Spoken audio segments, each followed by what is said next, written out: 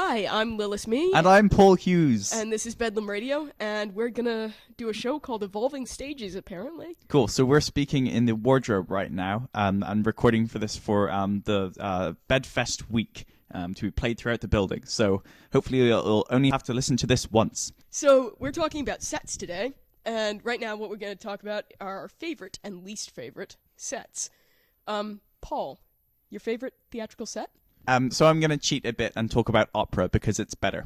My favorite set would probably be a stage for The Marriage of Figaro, which was performed at the Salzburg Opera Festival thing, which is really fun. This was a stage where the whole production of the show, which is usually this big comedy farce thing, was played quite naturalistically and sentimentally, and it was really, really nice. So what they did with the set was just kind of play it naturalistically, which was really, really fun. So what was usually quite silly, quite outrageous, was quite dimmed down. Walls were kind of dirty, lights didn't work, and it was really, really fun. So you pretty much just like things that are sad. Yeah, I think that's fair to say. But this did it really cleverly as well. Okay. And what exactly did they do that was so clever? Cool. So the way they kind of dealt with the fact that the show is usually quite farcical and stuff was they just made everything quite they heightened the melodrama of it quite a bit.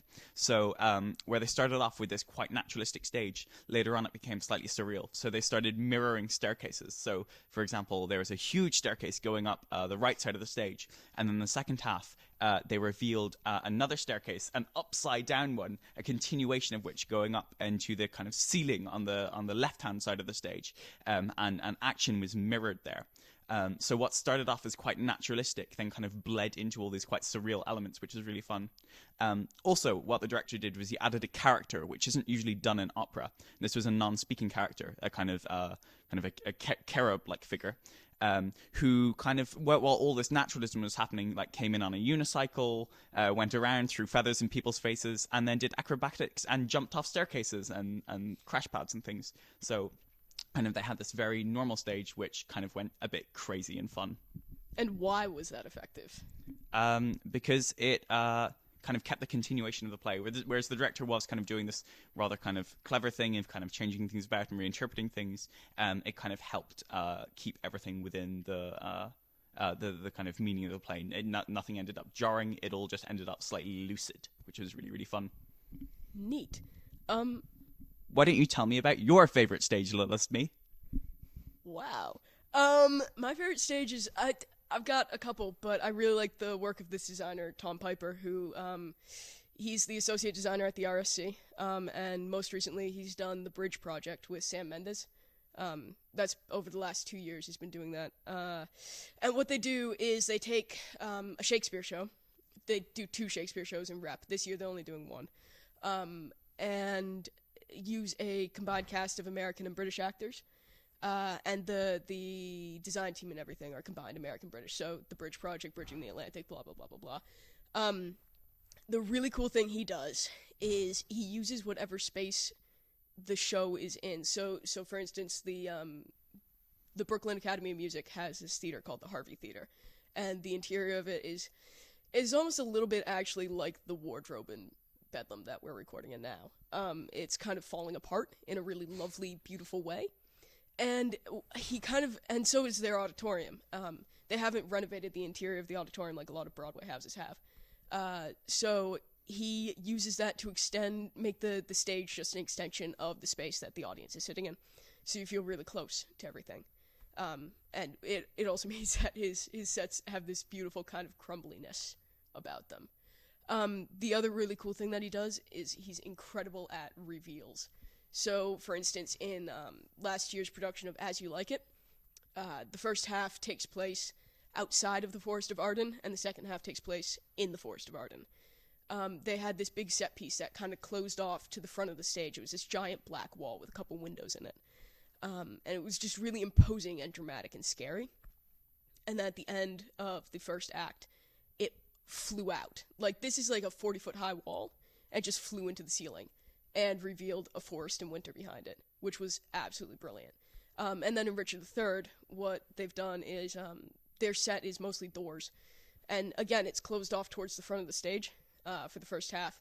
And at the very end of the first half, the back wall slides apart and slides into the wings. And he does this incredible forced perspective thing with these 2 rows of doors going straight back to a picture of Kevin Spacey's face, like a huge 40-foot picture of Kevin Spacey's face. That's pretty intense. Yeah, and then these drummers come on, and I actually got vertigo because of the change in perspective and the way the rake in the Harvey Theater works. Nearly, like, fell into the seats in front of me. And then the act ended, and it was like, holy shit! That sounds pretty badass. Yeah, I think perspective sort of stuff is always kind of really, really, really fun. And it's particularly cool because you're forced to think about kind of the theater that you're performing in as well. Because, I mean, it's all about what the audience are seeing. And so what's really, really cool is touring shows and the like, which are performing at many theaters, trying perspective things. The Bridge Project goes throughout.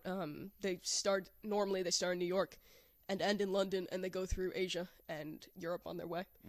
What's your least favorite set? This is really tough. I know we were kind of trying to plan this beforehand, and I was trying to think of a least favorite set. I don't really have one at the minute. What's your least favorite kind of set? My least favorite kind of set is basically like unnecessary shit, I think, or sets which do things because previous productions of them have done that. So rather than taking a fresh approach, I think this is something that I kind of have generally in my approach to productions. I like them to be fresh. I like them to be each one kind of new and distinct. So I think that's just kind of an extension of that into the set. I like people to take a really fresh look at it each time. What about you? I mean, I think that, like, getting back to the opera thing, a lot of operas do exactly what you're talking about, and also they do one of my least favorite things, which is, like, straight up naturalism. I'm not a huge fan of living room dramas done in a living room, like, in a straight up living room, where it looks like a living room. I think that's kind of visually dull, unless your designers added in a whole bunch of little details. Yeah, I mean, that's the real beauty of naturalism. You can have so much detail, which then the audience really pay off. So, I think same with you. Like, it's kind of boring if it is just like maybe a sink and some shit. But if they add the kind of gems littered around the place which get used, which might not be kind of directly referenced in the text, which maybe they're adding just kind of little tensions here and there with their kind of use of the set. I think that's really, really interesting. Like, is there an example of a naturalistic set which you feel kind of didn't really succeed in doing that? I mean, it's an opera, so it's kind of unfair again, but the Met did a version of Carmen. The Met recycles their shows again and again and again. Like, they've been doing Julie Taymor's Magic Flute since 1999 or something like that, which is great. But this Carmen that they do is just straight up naturalistic. They do, like, they build a fucking bullfight arena on the stage, which is fine. It's really cool in a way, and they've got the room to do it because their space is crazy.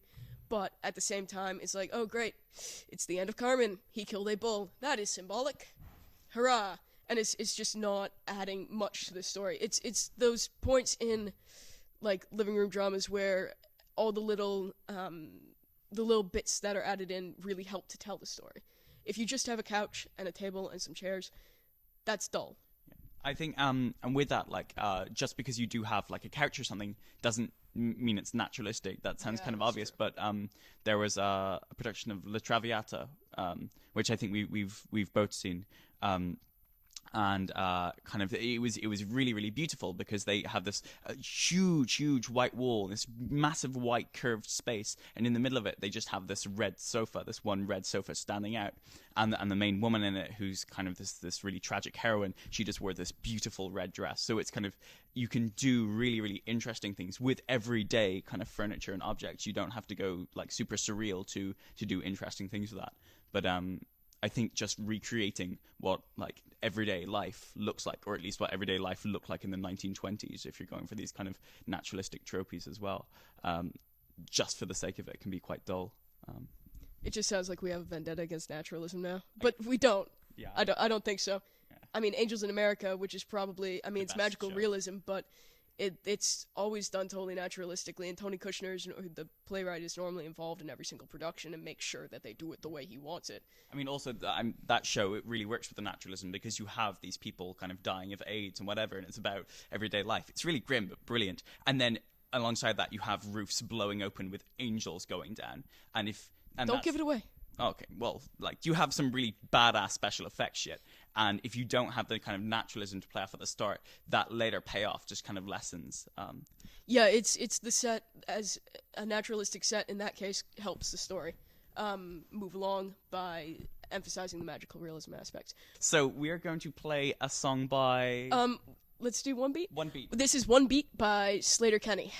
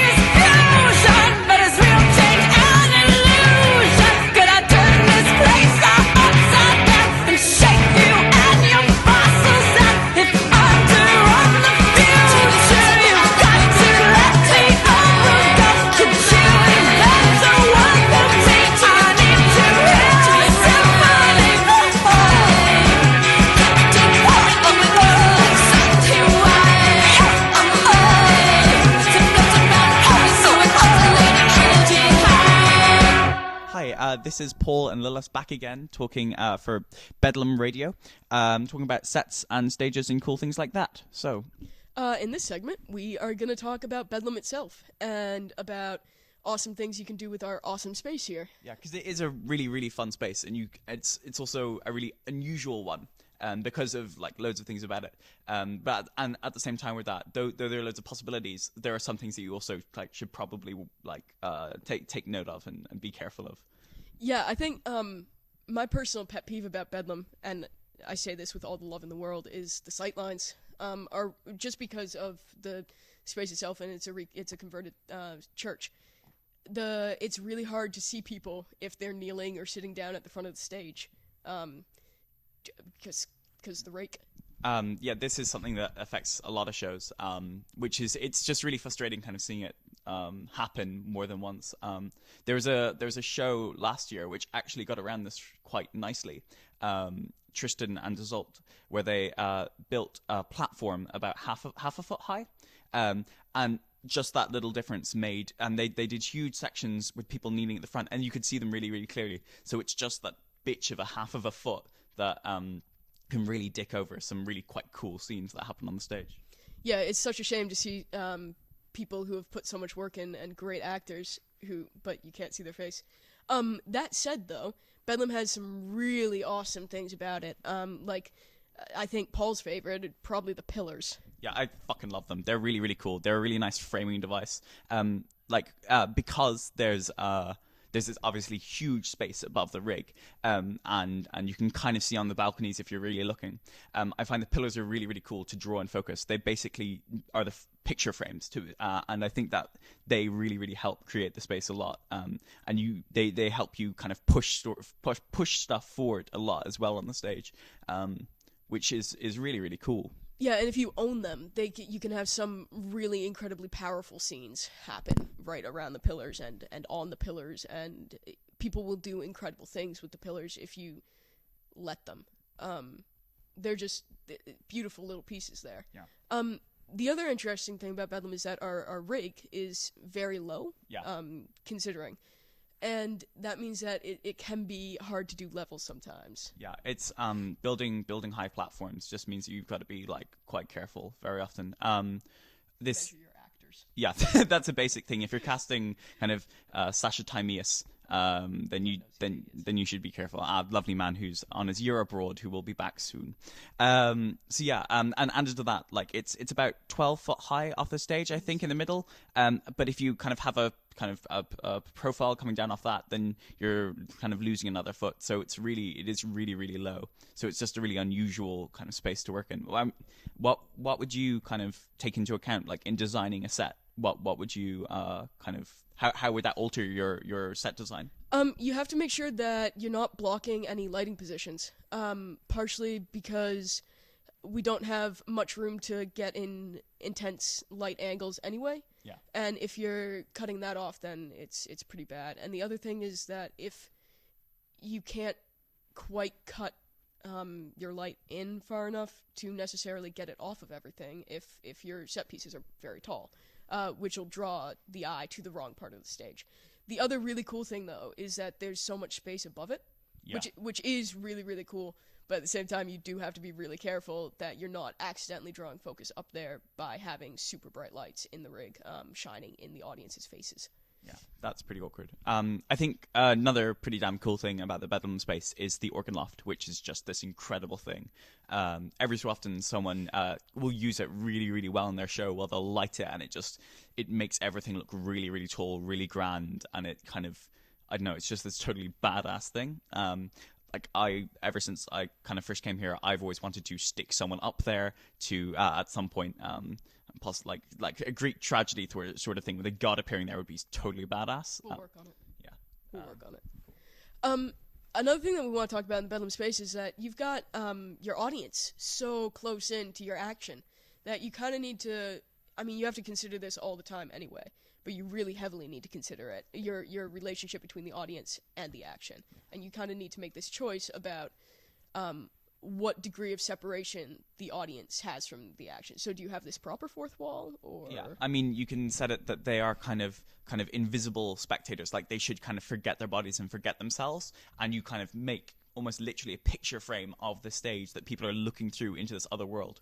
Or you can do it, and people do this really often in Bedlam, which is quite cool, where the audience are kind of part of this world as well, and the stage does extend out into the audience. And this doesn't even need to be like, say you've got set pieces on stage, this doesn't mean that you have to kind of put set pieces in the auditorium. Like, it can simply be through lighting or through your basic kind of how the actors engage with them. That kind of the whole auditorium, including stage, is where the kind of play is happening.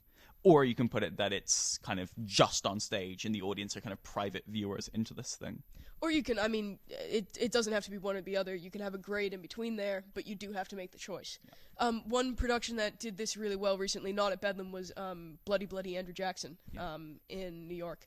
And what they did was they kind of took the whole theater, they took this whole Broadway house and made it into kind of a, like, Wild West frat house.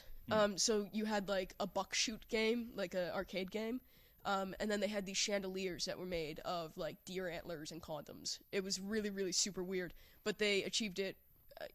They just it was so successful. It just really drew you in from the minute you stepped through the door. I mean, as far as I know about that show, like the whole show is this really, really pumping, quite quick musical, lots of kind of emo rock kind of music to get you going, sort of thing. And that's a really, really cool example of kind of the play was almost a gig. So it's kind of all the audience are kind of passionately going along with this thing. They're not just kind of silently watching it. They're kind of stamping their feet and cheering along and singing along as it goes on, which is this really fun idea that the audience aren't just watching. They're involved in this thing. It's not just a spectacle. Yeah. And another thing that's relevant to Bedlam that set designer did was he was really into recycling and found objects.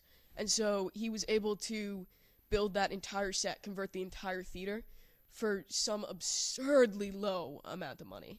Like, and it was just by going around. I mean, fair enough, it was New York, but we've got great resources here in Edinburgh. He just went around and asked people for stuff, and asked for donations, and asked for help, and took other people's rubbish, and went to secondhand shops and everything. Free cycle. If you're trying to build a set, and you don't have enough stuff, and you need it for free, Free Cycle is a great thing to use. Or if you're a director with too much time on their hands, just scan through Free Cycle all the time because you'll find the coolest shit there. There was once a live bunny on it. I really wanted to get it because, I'm going to be honest, sticking a bunny on stage for 10 minutes would just make me the most... I would watch that shit for ages. The only thing which worry on the Bedlam stage is sightlines because bunnies are small, so watch out for that shit. Just build a platform. It'll be fine. Cool. I think we're gonna listen to another song now. Cool. What song? How about the Amanda Palmer? Didn't you want to play one of them? Yeah. Oh, let's do "Formidable Marinade" by Amanda Palmer and the Black Sea Gentlemen. Cool. We'll speak to you in a bit. I have seen you in a Turkish bath. I didn't know if I should cry or laugh. Nakedness has a sweet, sweet smell. It sends me down to the pits of hell. The steam that rises from the water tells me you are Satan's daughter. If I am the devil's son, into the darkness we should run. Sodomy is not just for animals. Human flesh is not just for cannibals. I'll feast on your body if you'll feast on mine. Blood is thicker and redder than wine. Lay yourselves out upon the table. Ravish each other till we're no longer able. When juices mix in the heat of the fray, it will make a formidable marinade. You're playing it beautifully, I like it. Thanks. 2, 3. Okay. I was just getting slightly worried about falling into the orchestra pit here. Don't fall in there. We'll get in trouble. You seem so far away, darling. Hello. I'm sure you only got those tights 4.5 years ago. I watched them. If I put my hand in Pandora's box, and I was smitten by a deathly pox, if I were a leper or the warts on a toad, would you think well of me when I go? If I wrote my name with a razor blade on the palm of your hand, would it still fade? If I kissed your lips, would you think it wrong? Or would you come along with me? Sodomy is not just for animals, and human flesh is not just for cannibals. I'll feast on your body, you'll feast on mine. Blood is thicker and redder than wine. Lay yourselves out upon the table. Ravish each other till we're no longer able. When juices mix in the heat of the fray, it will make a formidable marinade.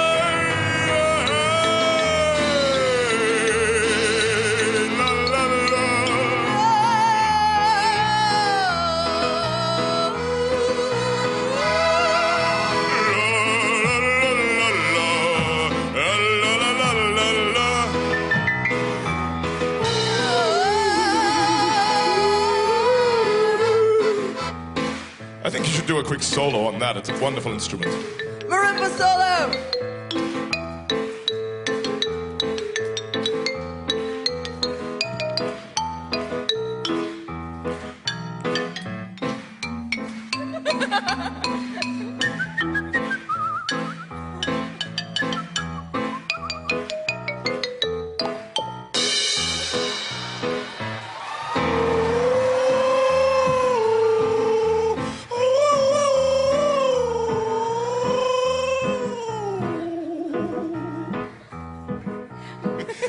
start playing with your feet.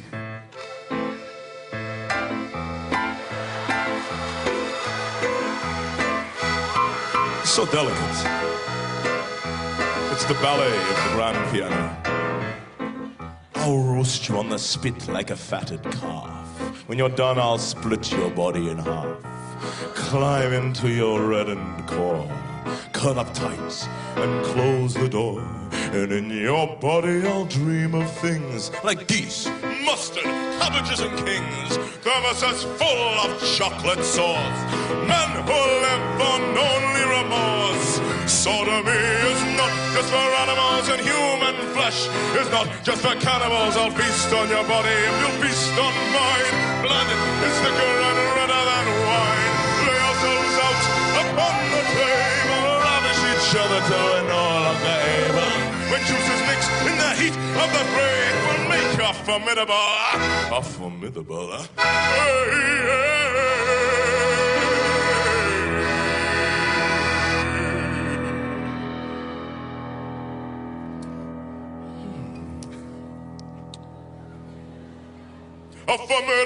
Malren. Just thought you'd get a quick one.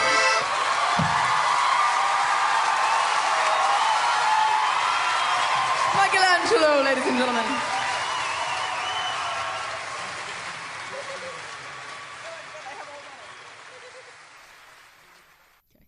Hi, we're back. This is Lillis, Meeh, and Paul Hughes.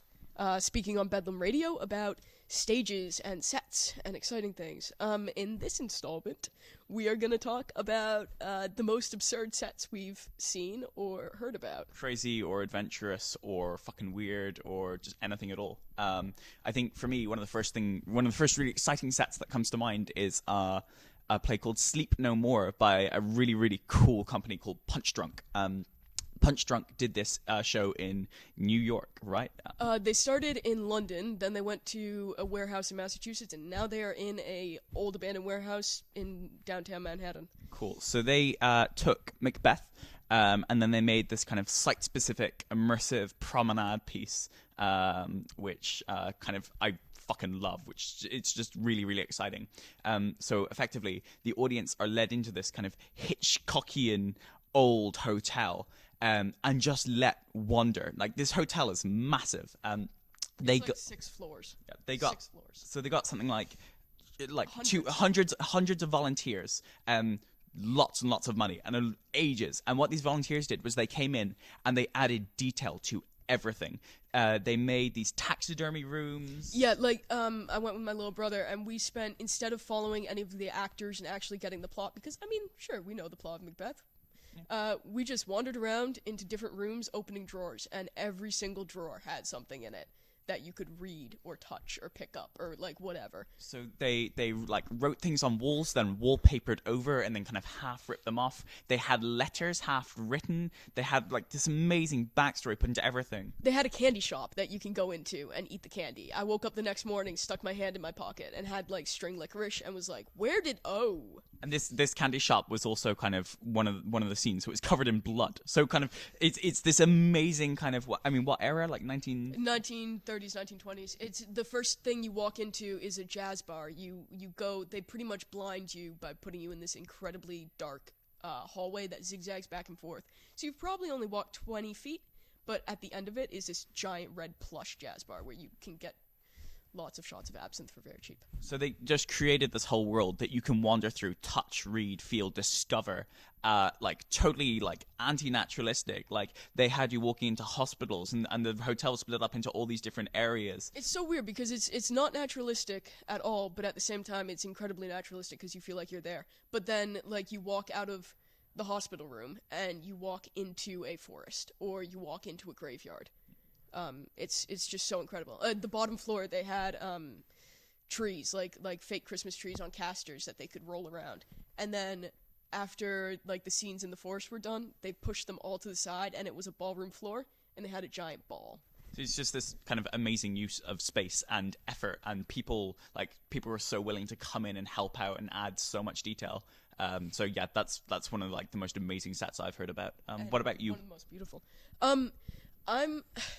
I'm fond of the more absurd opera sets, regardless of whether they actually work or not.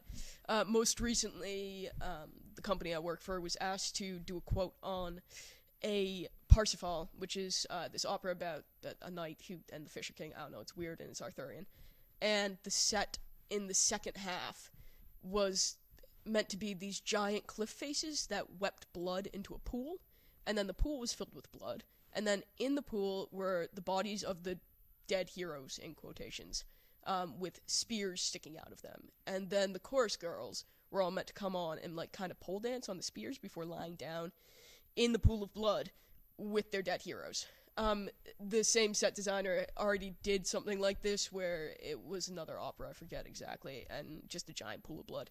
The main issue really was, well, keeping the blood warm enough to let people lie down in it for a while. And also, blood, you kind of have to have white costumes go with that. So they ended up making like these PVC kind of costumes that you could just like hose down, but by the end they were stained pink. That could slightly reinterpret kind of Parsifal a little with pink knights, but no. The one of the like really cool things about opera is just the sheer amount of money and the size of their sets. Like the Metropolitan Opera puts on massive fucking things. A recent ring cycle they did by this guy called Lepage. His machinery is amazing. They basically made this kind of almost like vertical revolve made of these different kind of platforms which you'd spin independently. So they could create like a second level above the stage, or they could all flip around like this weird huge fan. Like so cool. And like they would represent like dragons and stuff. And at one point, one of the Valkyries rides one of them as a horse. Unfortunately, it didn't really work out because it basically looked like a giant cock sticking between her legs. A little bit. That's awkward, Paul. I mean, yeah, but it was. But he only read the first segment of the ring cycle all the way through, and thought that this machine would work really well for that, and then kind of like shoved it into the other sections, so it's not a set piece that works for 2 parts of a 3-part ring cycle. It's really awkward because I'm just going to talk about opera rivalry for a sec here. The Staatsoper in Germany with La Scala, which are the 2 really, really big opera houses in Europe, they're also putting on a ring cycle at the same time. And a ring cycle, it's like 16 hours of material, and it's in 4 parts. Like, it's a huge thing. It's like an incredible thing for any singer to do. Like, but it's kind of makes their career. It's like playing kind of a huge Shakespearean role. Yeah, it's something like that. They're both putting one on at the same time, and it's quite clear that the Continental one's better, even though that the kind of Metropolitan Opera, the one in New York, it's had a bit more money thrown at it. Speaking of operas from the continent that are incredible, when I was a lot younger, I got the opportunity to work on this show that came from Germany, from the Ruhr Triennale, and it's called Die Soldaten. It was a 12-tone German opera, which, if you've never heard 12-tone music, the entire point of it is that it's discordant and horrible to listen to. It's also like 6 hours long. And what they did was in the libretto or whatever the guy wrote for it, Zimmerman is the writer's name. He wanted the audience to be able to move around, and ideally he wanted them all on a giant turntable that could turn from scene to scene. And nobody had ever really achieved the audience moving. And so this production stuck the audience on their seats in this giant rostrum thing, and then stuck that on railroad tracks. Like literally railroad tracks. Like actual railroad tracks. So basically, this like huge raked seating, which all the audience were sitting on, was just rolled up and down the stage with this traverse stage coming through in the middle, like this catwalk going into the stage. We're rolled up and down. It's like noisy. It wasn't that loud. It was hilarious though, because you'd have all your stagehands were behind it, because it goes all the way from one end to all the way to the other, so you've got nowhere to store all of your scenery and stuff. And a lot of there's a scene where it ends with 3 Santas raping 3 of the main character. I mean, this is artsy German opera here, so bear with us. And what happens is all the way down the length, it's in New York, they did it in this building called the Park Avenue Armory, which takes up an entire city block. They had an even longer hall when they did it in Germany. But this scene, starts at the end of it, and then all the way along, these men in pig masks pass the main character from one to the, or three of the main character, one to the other. And so you had, like, all your stagehands behind the rake where the audience couldn't see, frantically moving the set out of the way as it rolled backwards. It was great. It sounds like you could write a kind of classic British farce about this, the stagehands of that play. But yeah, I think we've probably waffled on enough. So we'd just like to say thank you for listening to us. Yeah, thank you very much. This is Bedlam Radio. Thank you to our lovely producers. And we hope you have a wonderful Bedlam Festival.